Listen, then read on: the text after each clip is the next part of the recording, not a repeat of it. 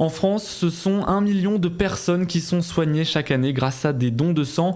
Bonjour à tous, dans le MAG aujourd'hui, je reçois Dominique Porcu, président de l'association pour le don du sang bénévole de Rouen. Bonjour. Bonjour.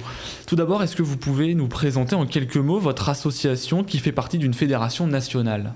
Alors, notre association œuvre sur la région rouennaise. On est l'association de donneurs de sang bénévoles de la région rouennaise, dont je suis le président.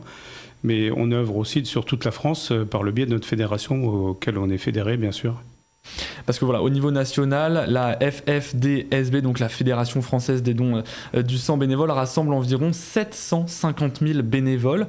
Au niveau local, combien en comptez-vous et pour quel territoire ? Alors, la Fédération Française des Donneurs de Sang Bénévoles, dont je suis administrateur depuis quelques mois, regroupe plus de 2800 associations sur l'ensemble de la France et les territoires d'outre-mer.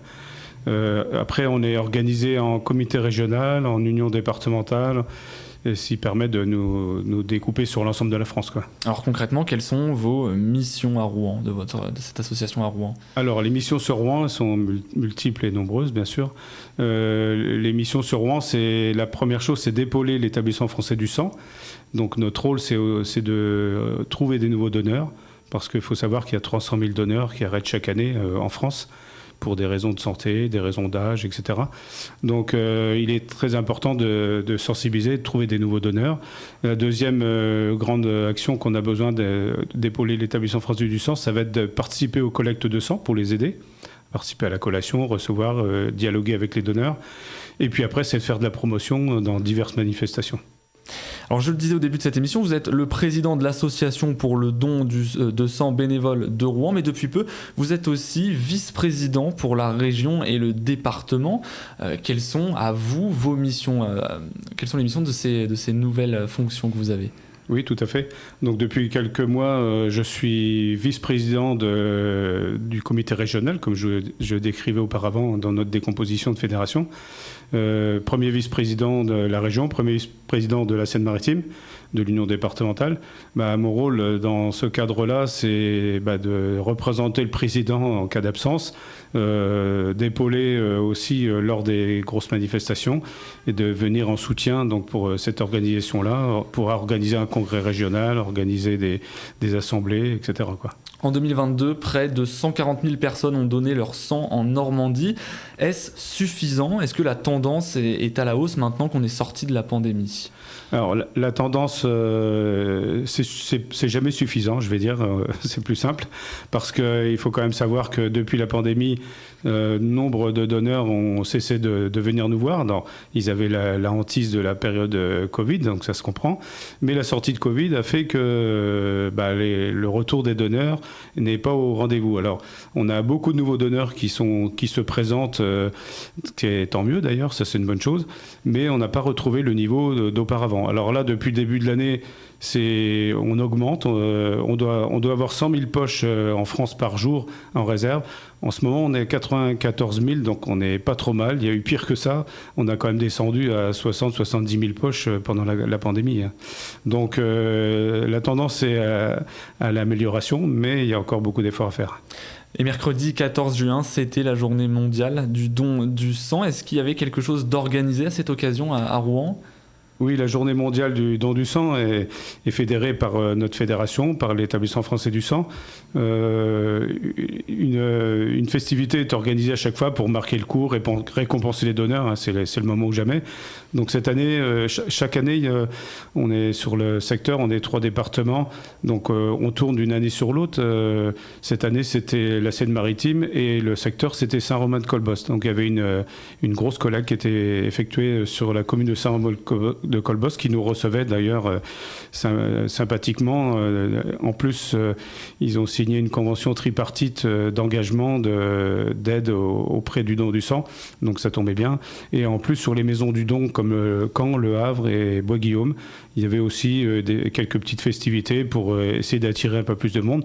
On peut dire que ça n'a pas trop mal marché, ça toujours peut mieux faire, mais c'était pas mal, quoi. Vous tirez un bilan positif de cette journée ? Le bilan reste positif, donc c'est une bonne chose. Alors, juste avant les vacances qui vont arriver, où là, les réserves ont tendance à baisser, quoi. Alors, l'objectif de cette journée, vous venez de le dire, c'est d'ailleurs de récompenser les bénévoles et les personnes qui donnent leur sang. Pourquoi est-ce important de dédier une journée mondiale au don du sang ? La journée mondiale du don du sang, elle existe depuis de très nombreuses années. Hein. C'est depuis, je ne sais plus quelle année, mais il y a de nombreuses années où ça existe. Et c'est une manière, comme dans beaucoup de domaines, d'apporter un petit peu de festivité, un style de récompense et de mettre à l'honneur les gens qui sont en mesure et capables d'apporter un peu quelque chose et sauver les vies des autres, quoi.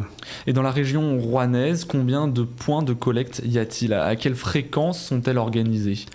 Alors, nous, l'établissement français du sang a les maisons du don, donc ils font de la collecte tous les jours. Ensuite, ils ont des collectes mobiles qui se déplacent sur des communes. On les remercie au passage d'ailleurs, des communes qui nous mettent des salles à disposition pour pouvoir faire ce qu'on appelle des collectes externes, des collectes mobiles. Donc, il y en a un certain nombre. Nous, en tant qu'association, par rapport à notre capacité de bénévoles, on ne peut pas être partout sur toutes les collectes, mais nous, on est quand même sur 10 communes différentes, et ce qui représente quand même plus de 50 collectes à l'année. Et je me posais une question, à qui est destiné le sang collecté ? Parce qu'on pense souvent aux accidentés de la route pour les transfusions, mais représente-t-il la majorité des patients ? C'est pas la majorité des patients, mais il faut savoir que le sang est quand même... il y a déjà les personnes transfusées, bien sûr. Il y a le soin des maladies, hein, les leucémies, etc. Il y a beaucoup besoin de transfert de sang. Il y a une partie aussi qui va vers...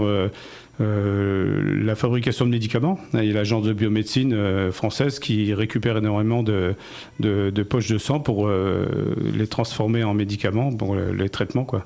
Et le don du sang, c'est quelque chose qui peut effrayer la population. Alors concrètement, comment se passe un don de sang ? Il y a d'abord un certain nombre de conditions à remplir, j'imagine.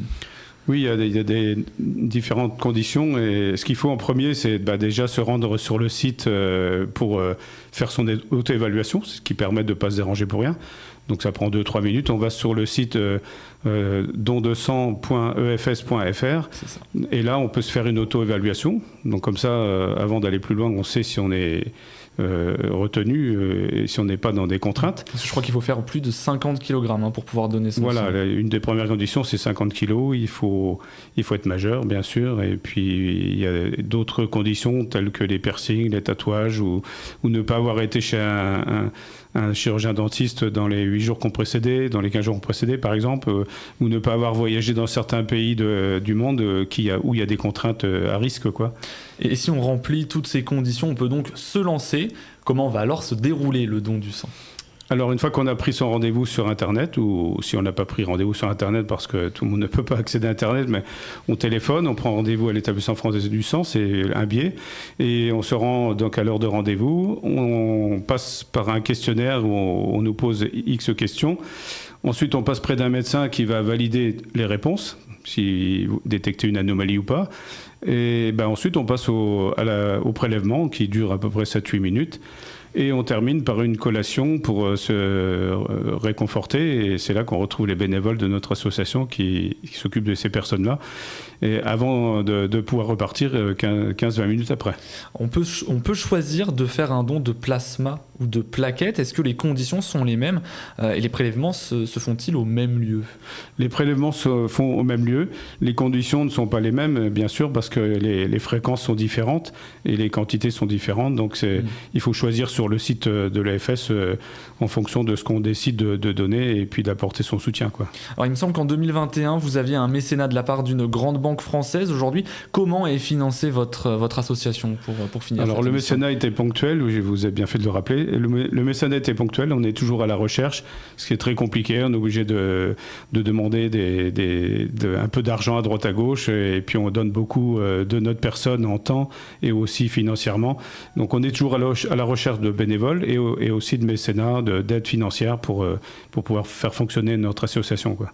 Alors pour terminer, très très rapidement, qu'est-ce que vous diriez à quelqu'un qui hésite à aller donner son sang pour le rassurer ou le convaincre indirectement en quelques mots? Ce que je pourrais dire, c'est que les besoins de sang ne sont pas réservés à quelques personnes. Ça peut arriver à tout le monde et il ne faut pas regarder ça d'un mauvais œil parce qu'un don de sang peut sauver 3 vies. Voilà, il faut le retenir et c'est très important. Merci beaucoup Dominique Porcu d'avoir été avec nous sur Sensation. Je rappelle que vous êtes le président de l'association des donneurs de sang bénévoles de Rouen. Pour suivre votre actualité, rendez-vous sur la page Facebook de l'association ou sur le site de la fédération ffdsb.org. Merci d'avoir suivi cette émission. Vous pouvez la retrouver en podcast audio et vidéo sur notre site et notre application Radio Sensation.